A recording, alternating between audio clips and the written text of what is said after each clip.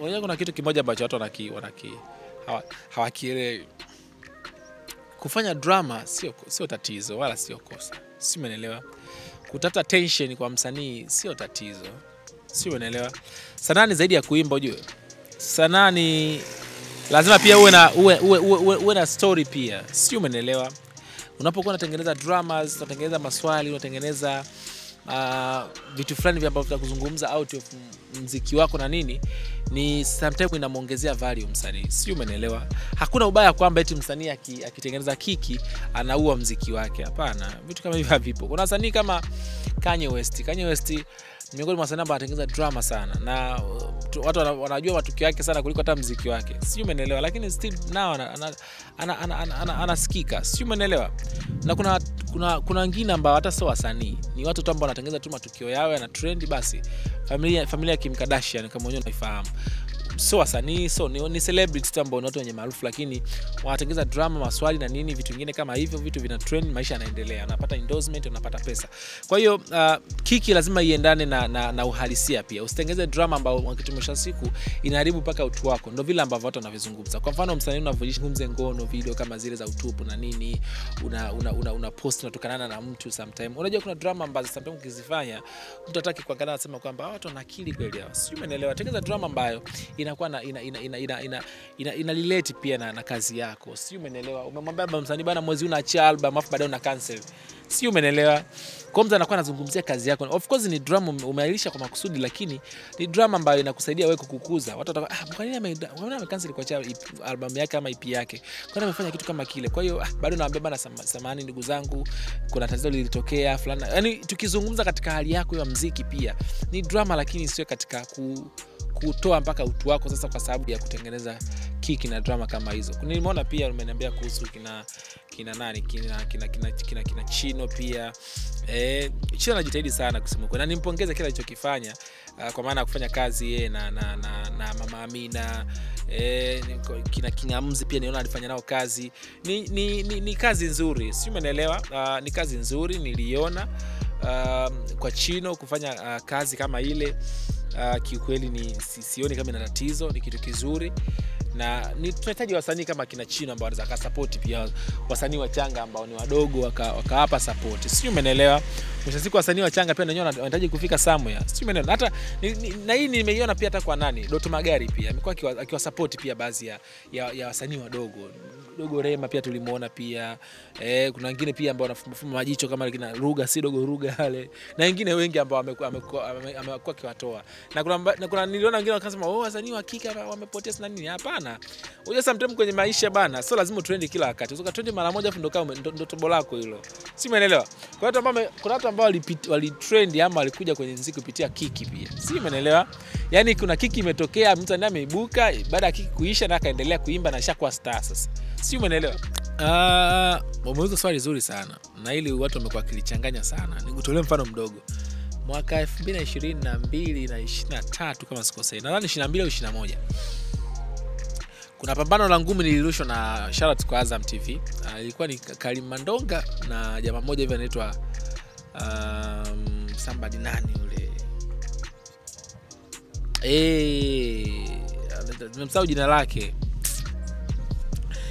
Alikuwa Karim Mandonga na Shabani Kaoneka. Si umeelewa? Lile pambano Mandonga alipigwa. Si umeelewa? Mandonga alipigwa.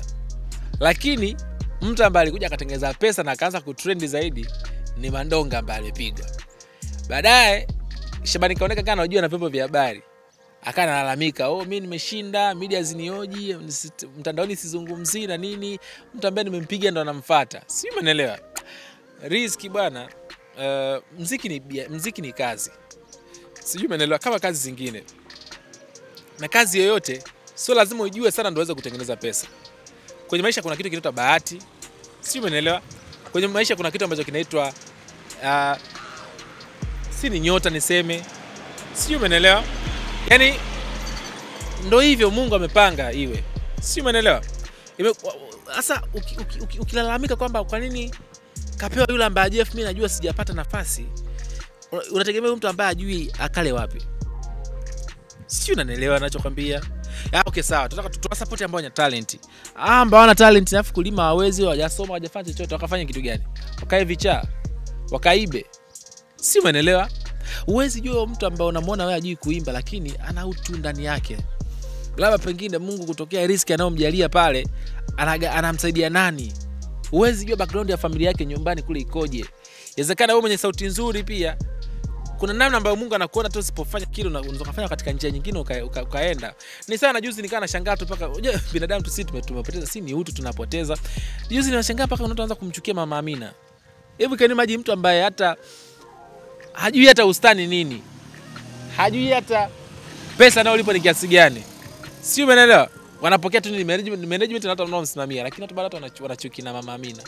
You can feel how binadamu sometimes tunapoteza utu. Mimi niwaambie kitu kimoja, watu waache hizo mbanga bana. Waachane nazo bana. Ukiona Doto Magere amemsupport mtu ambaye si ana kipaji ana nani, hapana. Hakuna mtu ambaye anaanza anajua. Iwe ni utangazaji, iwe ni kuimba, iwe sijui ni kusoma, iwe sijui ni siasa, kila kitu kinaanzia chini. Si umeelewa? Unaenda kidogo mwisho siku unajua. Nadhani kwenye kutukana hapo na kwanza kwenye mimi nikasema nimepata bahati ya kukutana na Mama Amina. Nilikuwa sijawahi kukutana naye. Wiki nilikuwa na interview naye, nadhani kwenye Jumanne. Nilifanya interview. Na kuna vitu vingine ambavyo nikana viona nikana hisi labda inawezekana huyu mtu anamsingizia. Labda kuna tatizo. Bwana kwanza jamani mimi niwapongeze sana. Niwapongeze sana. Mimi nimekaa na Mama Amina nusu saa tu. Kikweli niliona shule ya jamaa wanaoipitia wale washikaji. Mama Amina mengine nikiyazungumza hapa itakuwa kama na haribu brand ya msanii mwenyewe, lakini ni mtu ambaye ana uhitaji maalum. Nikizungumza tu mwenye uhitaji watu wanaelewa. Si umeelewa? Kwa hiyo Mama Amina ni mtu ambaye usimtem kama wewe ulivyo ambao unaelewa kile unachokifanya. Mama Amina kuna kipindi ambacho ni mtu ambaye anahitaji kusaidiwa. Si umeelewa? Kwa hiyo ile siku tukana siku fanyaje ni sehemu ya yeye alivyo. Si umeelewa? Ni watu ambao wanahitaji wana saikolojia, watu ambao yani ni kitu ambacho sio cha leo wala kesho cha kukitengeneza. Si umeelewa? Kwa hiyo ile tatizo kubwa linalokuja ni watu kwenye kupost, lakini kutukana ni kitu ambacho cha kwenda naye taratibu, lakini tatizo ni wale ambao wanaposti. Kikweli wanaopostia matusi ni wanamkosea kusema kweli. Hata yeye naamini angekuwa na uelewa huo asingekubali aposti anatukana. Kwa hiyo niliona pia hata walimuita, nadhani sijakuwa namwambia labda kuhusu matusi na vitu kama hizo, lakini ni Mama Amina ni mmoja wa wasanii ambao wana utu sana, wana upendo sana. Nilikutana naye pamoja na kwamba anajijua ana tatizo ambalo yeye mwenyewe anafahamu au awezekana sijui, lakini ukikutana naye mtu ana smile, anacheka, anafanyaje, na sio mtu ambaye ni mgomvi. Unajua kuna watu wengine kwa design kama yake yeye, kuna wengine wanakuwa na matatizo ya kutukana, kugomvi na nini, lakini yeye sio mtu wa design hiyo. Kwa hiyo